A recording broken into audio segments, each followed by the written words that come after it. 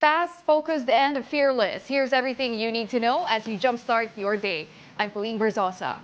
This Miss Bamban Mayor Alice Guo was cited in contempt in the Senate again for supposedly lying about her identity.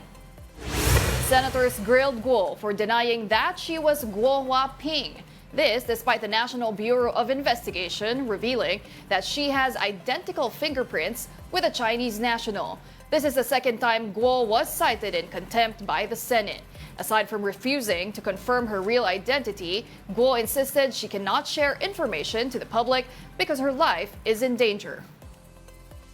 Stop being evasive before this committee. Finlash namin ulit yung dactyloscopy report ng NBI, no?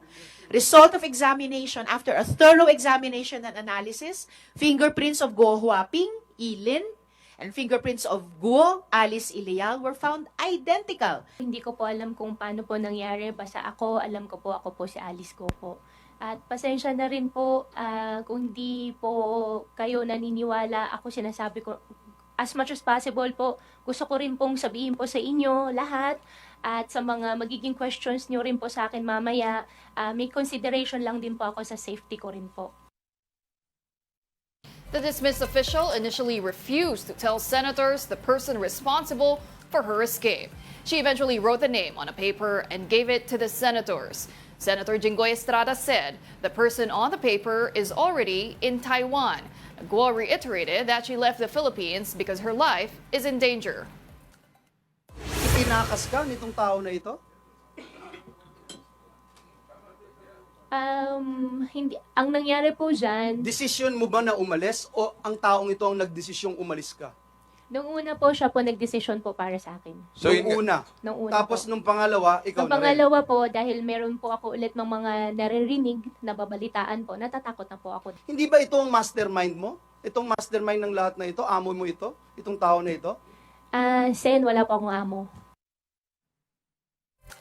President Bongbong Marcos has sacked Immigration Chief Norman Tansingco.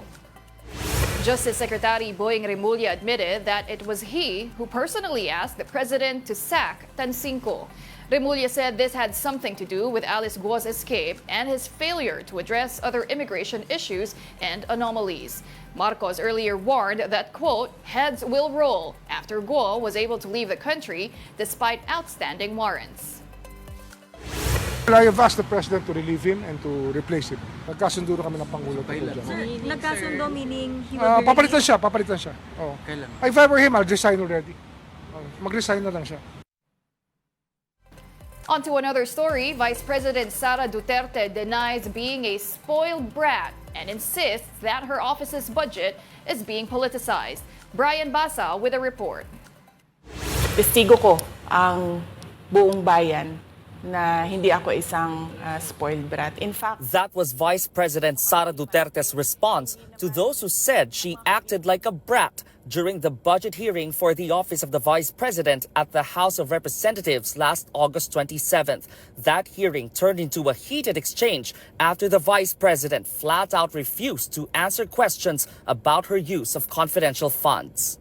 alam ng taong bayan na hindi ako bratinela o spoiled brat dahil kilala nila ako simula nung ako ay nasa Davao pa, simula nung ako ay mayor pa, hanggang naging vice president ako. In a sit-down interview released by the OVP itself, Duterte says she wanted to air her side on the matter. Gusto ko na malaman ng taong bayan at ma-explain sa taong bayan kung bakit hindi ako sumasagot sa question and answer sa budget hearing ng Office of the Vice President. Gusto ko kasi na maintindihan ng taong bayan saan ba ako nanggagaling. She puts the blame squarely on the lawmakers, insisting they're just not used to getting answers they don't like. Sa palagay ko, hindi lang sanay ang iilan na mga miyembro ng House of Representatives na hindi nila makuha yung gusto nila at gusto nilang marinig na sagot. Kaya sa tingin ko, isa din itong parang atake din nila na parang, oh, bratinela yan. Kahit na sumagot naman ako, hindi nga lang sa gusto nila. Duterte also repeats a previous allegation that her budget was being politicized. Nakikita namin na ginagamit siya ng ibang mga miyembro, iilan na mga miyembro ng Kongreso para umatake sa akin dahil hindi kami magkasama sa politika. The 6-minute video released by the OVP, which was apparently recorded on September 4th, was also short on details on why her office is asking for over 2 billion pesos for 2025. They say there will be a part 2 released tomorrow, along with the continuation of the budget hearing for the OVP at the House. In response, some House lawmakers are challenging the Vice President to prove that she is not a spoiled brat. House Deputy Majority Leader Jude Asidre questions why VP Sara is explaining matters outside the House. The congressman insists that for the budget process, the Vice President should speak in the name of transparency and accountability. Assistant Majority Leader Jill Bongalon adds that if VP Sara believes she has done no wrong, she should welcome the chance to explain her office's actions. For News 5, I'm Brian Basa, and we are One News. Let's now take a quick look at today's other headlines. In the Philippine Star, the new NAIA Infrastructure Corporation has identified new terminal assignments.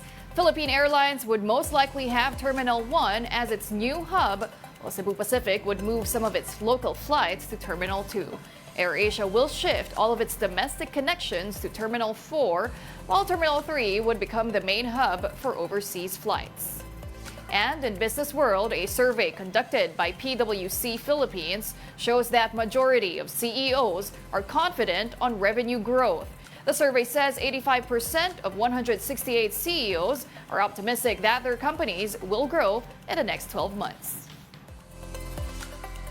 The Justice Department is targeting to bring back expelled lawmaker Arnie Teves Jr. to the country this month. This is what Justice Secretary Boying Remulla assured the public after the recent arrest of dismissed official Alice Guo and fugitive pastor Apollo Kibuloy. Remulla said DOJ is already coordinating with the Philippine Air Force in flying Teves back to the country. Timor-Leste plans to send Teves back to the Philippines after the visit of Pope Francis in their country. Teves is currently under house arrest in our neighbor country.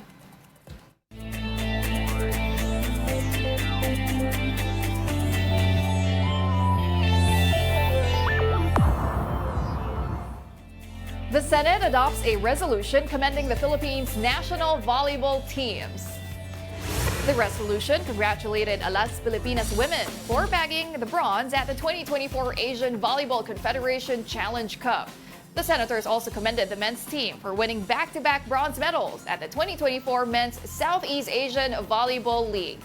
The winning athletes are also set to receive cash awards from Senators Pia Cayetano and Alan Cayetano, who both filed the resolution.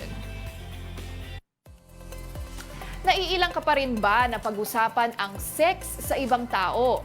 Inilunsad kamakailan ng isang sexual wellness summit para tanggalin ang stigma sa pakikipag-usap tungkol sa sex. At para bigyan ng mukha ng balita, Mobile Journal, Evan Tarinque.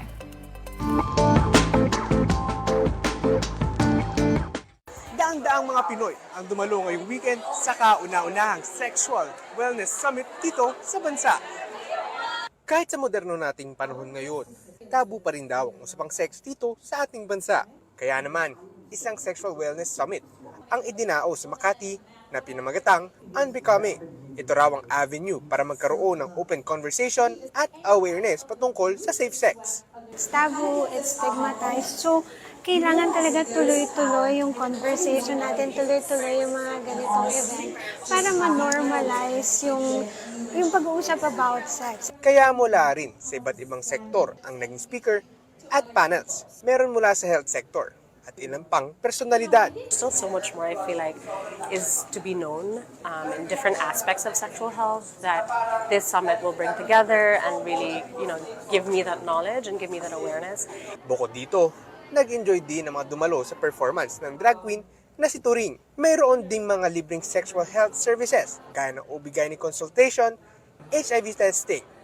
Nagpamigay rin ng pre-exposure prophylaxis na medication para maiwasan ang pagkalat ng HIV at paglilinaw daw HIV lang ang kayang pigilan ito at hindi pa ang ibang sexually transmitted diseases.